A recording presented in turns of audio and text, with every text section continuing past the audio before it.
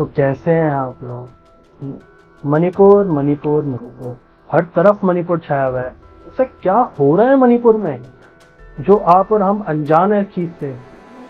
ऐसे कौन से फैक्टर हैं जो मणिपुर को इफेक्ट कर रहे हैं और सरकार को नाकामयाब कर रहे हैं? नहीं पता, तुम्हारा भाई बताएगा आज। Fire and explosions in state of Manipur. Clashes between the majority Meiteis and the Kuki tribals. Government has issued shoot at sight order. More than 100 people have so far lost their lives. And at least 35,000 forced from their home. तो बात करते हैं मणिपुर की। मणिपुर है कहाँ? Manipur north eastern region में आता है। यहाँ पे दो टाइप की कम्युनिटी रहती है, एक रहती है नागा और कुकी और दूसरी है हमारी मैतेई कम्युनिटी। ये दो टाइप की कम्युनिटी रहती है यहाँ पर। ये इसमें से 60% शेयर वो है हमारा मैतेई कम्युनिटी का टोटल पॉपुलेशन का, और जो 40% शेयर है वो है हमारा कुकी और नागा कम्युनिटी का। भाई ये सब बता क्यों रहे हो? मैं हमें तो ये बताओ, जलना क्यों? आप तो यही सोच रहे हो भाई ये जो है ये आपके आगे जाके काम आएगा, आपको समझ आएगा कि मैं आपको ये चीज़ क्यों बता रहा हूँ। अब बात करते हैं मणिपुर के लैंड एरिया की। मणिपुर में जो 90% है वो हिली एरियाज है और 10% है वो है लैंड फ्लैट एरिया, और जो 10% है वहाँ पर 57% लोग रहते हैं, और जो हिली एरियाज है वहाँ पर 43% लोग रहते हैं। और जो हमारी बेनिफिट्स है जैसे टूरिज्म हो गया या हॉस्पिटल्स हो गए, ये सब हमारा इम्फाल वैली में है। जो भी मतलब आपको हॉस्पिटल की फैसिलिटी कहाँ मिलेगी? वो इम्फाल वैली में मिलेगी। फूड की फैसिलिटी कहाँ मिलेगी? वो भी इम्फाल वैली में मिलेगी। जो कि हमारा एक इकनॉमी जो मणिपुर की चलती है वो इम्फाल वैली में से ही चलती है। अब बात करते हैं इम्फाल वैली की। इम्फाल वैली की जो पॉपुलेशन है उसमें 90 to 95% जो है कम्युनिटी है वो मैतेई कम्युनिटी है। मतलब कितना अनइक्वल डिस्ट्रीब्यूशन हुआ है। और यही नहीं, पॉलिटिकल असेंबली में भी 100 में से 40 सीट जो है वो मैतेई कम्युनिटी को बिलोंग करती है। ऐसा क्यों? पर ऐसा क्यों करा गया है? मतलब आपने जान लिया कि हाँ भाई डिस्ट्रीब्यूशन हुआ है, पर ऐसा क्यों हुआ है? डिस्ट्रीब्यूशन में गलत डिस्ट्रीब्यूशन क्यों करा है? आपको कोई नहीं बताएगा, मैं बताऊंगा। Fire and explosions in state of Manipur. Clashes between the majority Meiteis and the Kuki tribals. Government has issued shoot at sight order. More than 100 people have so far lost their lives. And at least 35,000 forced from their home.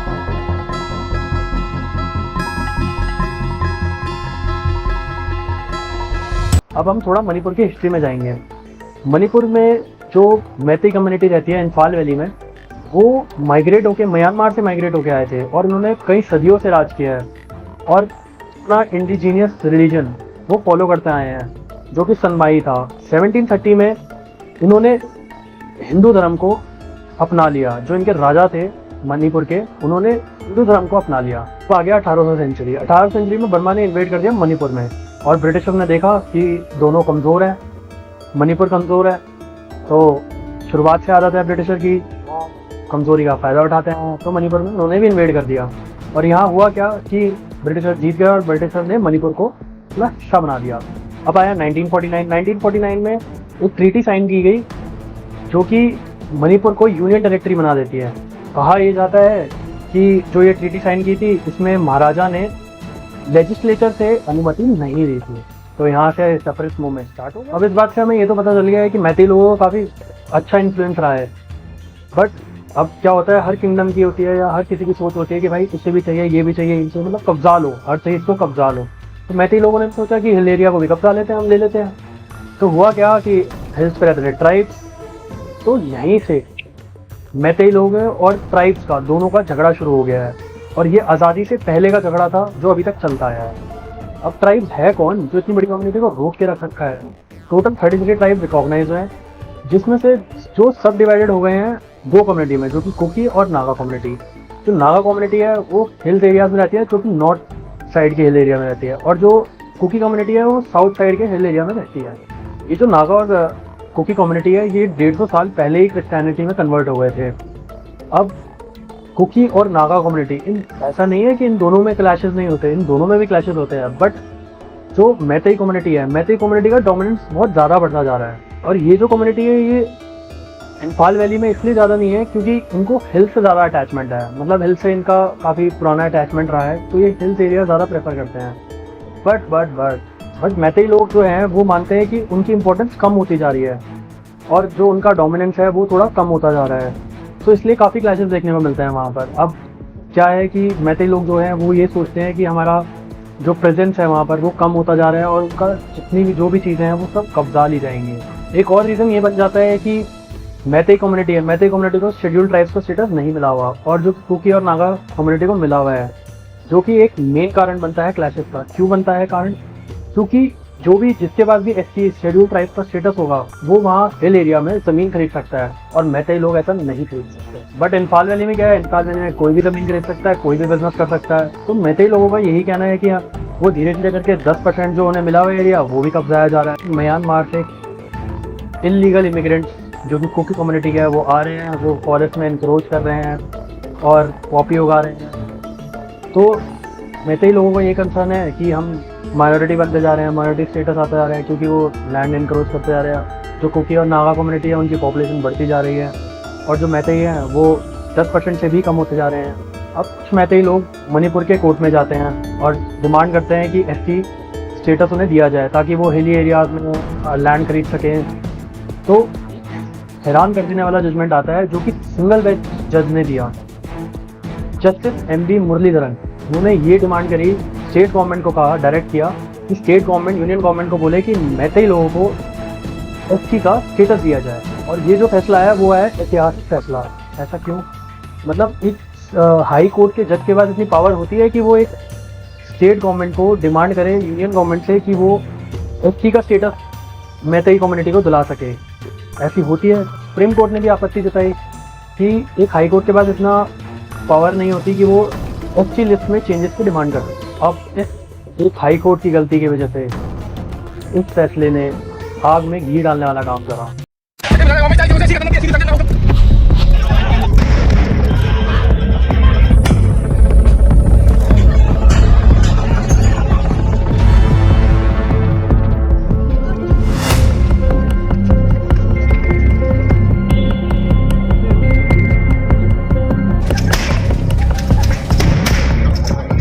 अभी तक तो कुछ पता नहीं 20 होगा या लड़ाई होगा।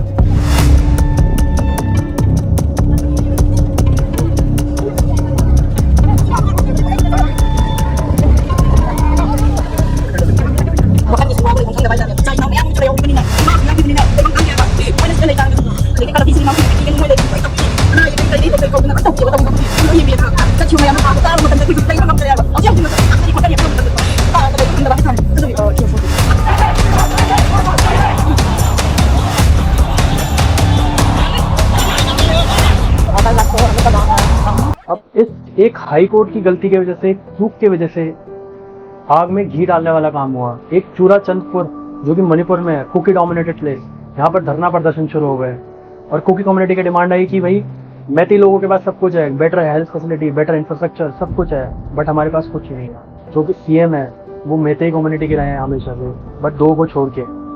और मैतेई लोगों का पॉलिटिकल इन्फ्लुएंस भी बहुत ज़्यादा रहा है। और जो लैंग्वेज है वो भी कॉन्स्टिट्यूशन के अंदर डली हुई है, जो कि मैतेई लोगों की लैंग्वेज है वो कॉन्स्टिट्यूशन में भी डली हुई है। हमारे पास क्या है? हमारे पास कुछ भी नहीं है।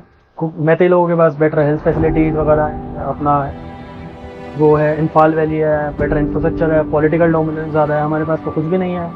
और अगर आपने यही दे दिया, एक ब्रह्मास्त्र की तरह उनके लिए काम आएगा और हमारा हेल्थ पे भी धीरे धीरे कब्जा लेंगे। चूराचंदपुर के प्रोटेस्ट में यहाँ पर सब कुछ हो जाता है, एक सिविल वॉर तक हो जाती है, मार, एक दूसरे में लड़ाई हो जाती है, एक आग लगाई जाती है, गाड़ी चलाई जाती है, मतलब सब कुछ हो जाता है।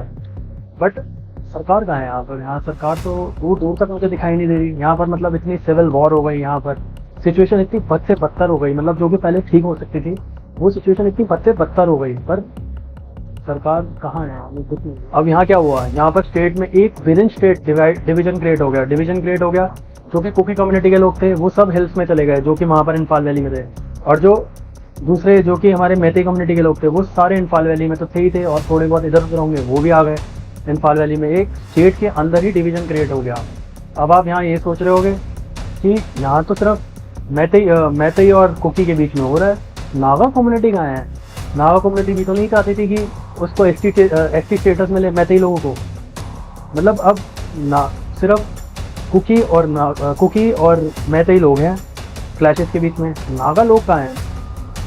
इसमें नागा ग्रुप का थोड़ा इन्वॉल्वमेंट कम रहता है। क्यों? क्योंकि ज़्यादातर जो कि मणिपुर के क्लैशेस होते हैं वो होते हैं कुकी और मैतेई के बीच। नागा कम्युनिटी बहुत कम इन्वॉल्व रहती है।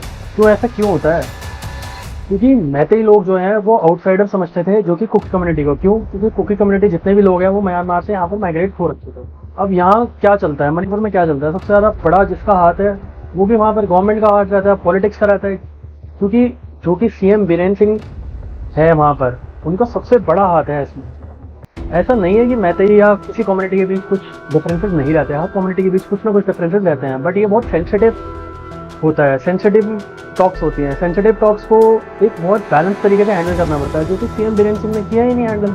कुकी कम्युनिटी का ये कहना है कि जो बीरेन सिंह सरकार है, बीरेन सिंह सरकार सबसे ज़्यादा मैतेई लोगों को फेवर करती है। क्यों? क्योंकि मैतेई लोग ज़्यादा हैं राजनीति, उसमें पॉलिटिक्स में ज़्यादा इन्वॉल्व हैं और उनकी सीटें भी ज़्यादा हैं, जैसे मैंने आपको बताया ही था, तो ज़्यादा फेवर करते हैं। तो बीरेन सिंह जितना जो भी चीज़ होती हैं वो मैतेई कम्युनिटी के फेवर में सब चीज़ें चले जाती हैं। अब एलिगेशन क्या क्या लगाए जाते हैं? एलिगेशन ये लगाया जाता है कुकी कम्युनिटी पे कि वो फॉरेस्ट एनक्रोचमेंट करते हैं या पॉपी ग्रो करते हैं, तो इस चक्कर में उन्हें फॉरेस्ट से भी निकाला जा रहा है, उन्हें बहुत अच्छे से डोमिनेट किया जा रहा है। इस साल 20 फेब को एक चूरा चंदपुर में एक विलेज होता है, एक विलेज को फॉरेस्ट प्रोटेक्शन के नाम पे पूरा का पूरा विलेज को उखाड़ के फेंक दिया जाता है। अब जो बीरेन सिंह सरकार है वो पॉपी कल्टीवेशन के नाम पे कई एकड़ लैंड जब्त कर चुकी है। वो ये आरोप लगाते हैं ये कुकी कम्युनिटी पे कि ये ड्रग्स प्लांटेशन करते हैं, फॉरेस्ट को एनक्रोच करते हैं, मतलब बहुत सारे आरोप लगाती आई है बीरेन।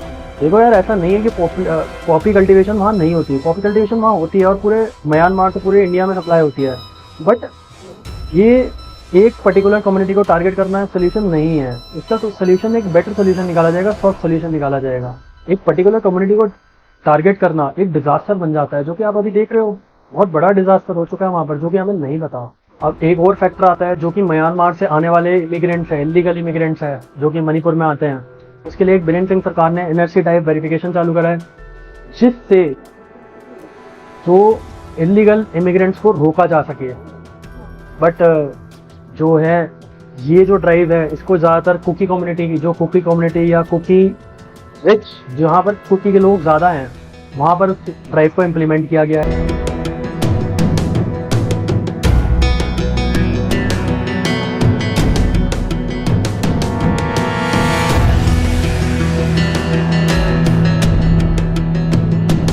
में इमिग्रेशन अब से नहीं हो रहा, ये हिंदुस्तान की आज़ादी से पहले के टाइम से हो रहा है, बट हाँ 2021 में थोड़ा ज़्यादा हुआ है। क्यों? क्योंकि वहाँ पर जो म्यांमार है, म्यांमार में जो सिविल वॉर चल रही है, वहाँ पर म्यांमार में सिविल वॉर के चलते यहाँ पर जो जितना भी इमिग्रेशन है वो बहुत ज़्यादा हो रहा है। अब मिजोरम की बात करें, मिजोरम में बाय द वे बहुत सारे इमिग्रेंट्स हैं, मतलब जो म्यांमार से आने वाले बहुत सारे इमिग्रेंट मिजोरम में हैं, और मिजोरम ने सबका वेलकम किया है, क्योंकि मिजोरम वाले लोग, मिजोरम के लोग जो हैं वो उनको अपना भाई बहन सिस्टर, मतलब अपने रिश्तेदारी नहीं मानते हैं, मतलब सबको अपना मानते हैं, इसलिए वो मिजोरम वेलकम करता है उसको। कभी उन्होंने ये नहीं सोचा मिजोरम ने कि ये हमसे अलग है, या हम एक लाइन खींचने की वजह से वो हमारे भाई बहन नहीं अलग नहीं हो सकते।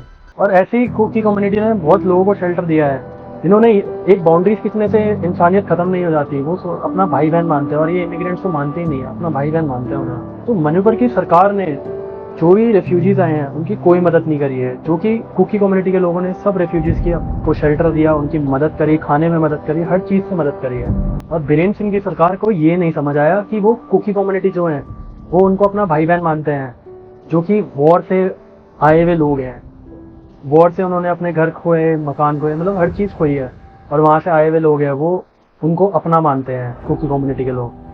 और बीरेन सिंह की सरकार ने कोई हेल्प, कोई सपोर्ट नहीं करा उन रेफ्यूजी। कुकी कम्युनिटी जो है वो लाइन बाउंड्रीज इन पे बिलीव नहीं करती, वो इमोशंस पे ज़्यादा बिलीव करती है।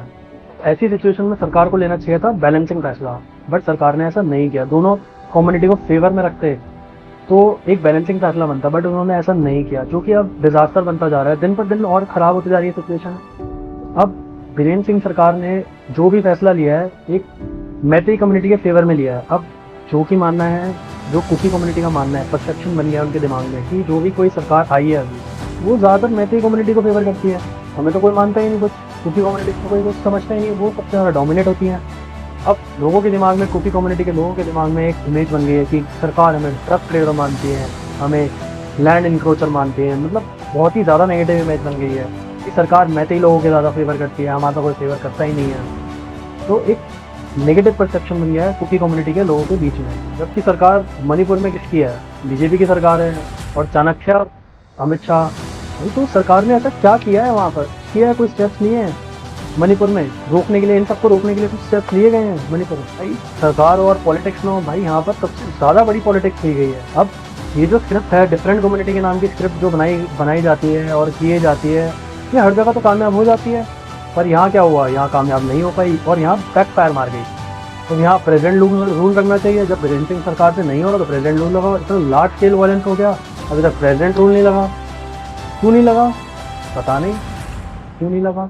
मिजोरम की सरकार ने भी कह दिया कि भैया यहाँ प्रेजेंट रूल लगाओ और बीरेन सिंह सरकार को हटाओ और प्रेजेंट रूल लगाओ। पर सत्ता से इतना प्यार, तो समझ रहे हो ना, सत्ता से इतना प्यार है, लोग जल जाए मर जाए कुछ भी हो जाए, सत्ता नहीं जानी।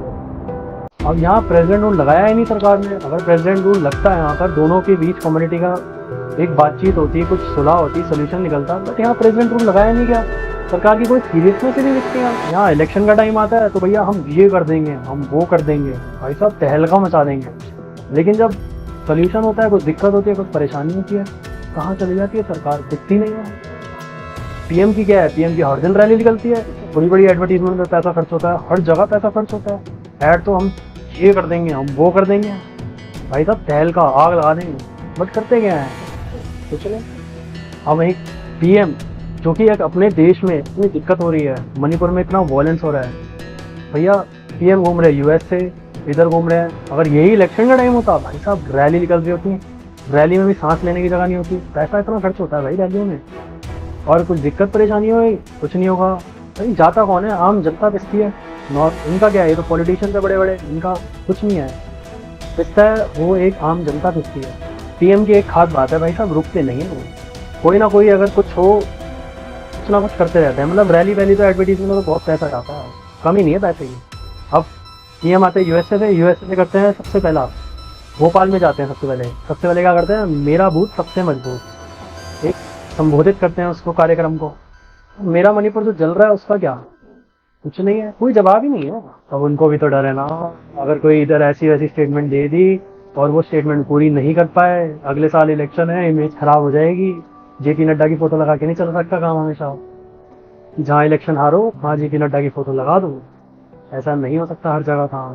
पर यहाँ देश की बात हो रही है, यहाँ पर एक प्रधानमंत्री को एक पार्टी का ना होके एक देश को रिप्रेजेंट करना चाहिए, इस पे एक्शन लेना चाहिए, बहुत फास्ट क्विक एक्शन होना चाहिए इन वायलेंस पे, क्योंकि ये बहुत बड़े वायलेंस है। एक कम्युनिटी के अंदर डिफरेंसेस आना बहुत बड़ा ब्लंडर क्रिएट कर सकता है, और जो कि हो रहा है। और शायद फर्क इसलिए ना पड़ रहा है, तो मणिपुर की 2 सीटें हैं गिनती की लोकसभा में, क्या ही फर्क पड़ जाएगा, कुछ इधर उधर हो भी गया। पर यहाँ बात 2 सीट की नहीं है लोकसभा की, यहाँ पर एक कम्युनिटी की है, एक कम्युनिटी का घर पूरा उजाड़ दिया गया है। और वही बात राइफल्स की, जो राइफल्स चोरी हो गई हैं, यहाँ पर बहुत बड़ा ब्लंडर हुआ है। ये छोटा मोटा ब्लंडर नहीं है जो आपको न्यूज़ चैनल दिखा नहीं रहे या कुछ नहीं कर रहे, छुपा रहे हैं, वो एक न्यूज़ पे स्टिक हो रखे हैं। तो भाई ये छोटा मोटा ब्लंडर नहीं है, ये बहुत बड़ा ब्लंडर हुआ है इसमें। अब इतना बड़ा वायलेंस होने के बाद अमित शाह जी की थोड़ी आंखें खोली कि हाँ क्या हो रहा है। उन्होंने ऑल पार्टी मेंबर मीटिंग बुलाई। अब थोड़ी बहुत शांति की उम्मीद कर सकते हैं।